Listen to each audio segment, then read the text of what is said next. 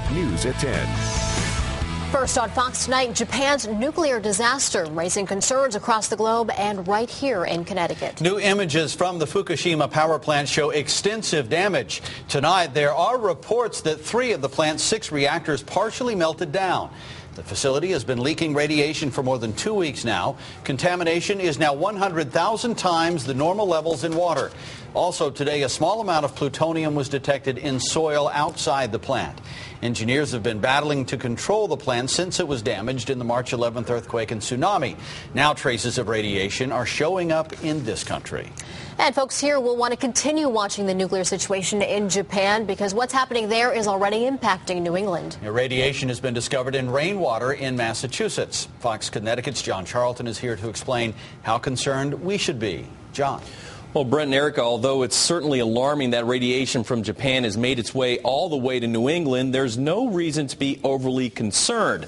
State and federal officials say the levels are extremely low, much lower than the amount of radiation you get from flying across country.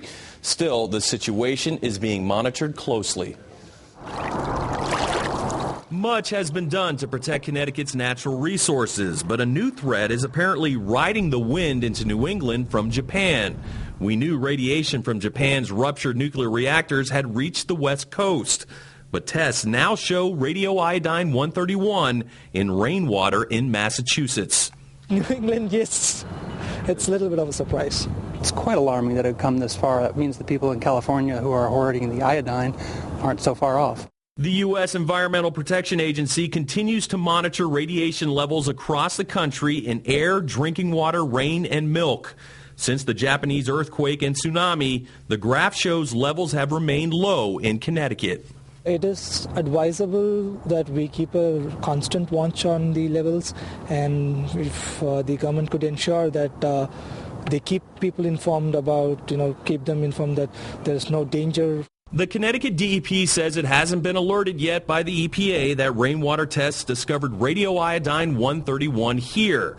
But even in those states which have detected Japan's radiation on the East Coast, from North and South Carolina to Maryland to as close as Massachusetts, the message is the same.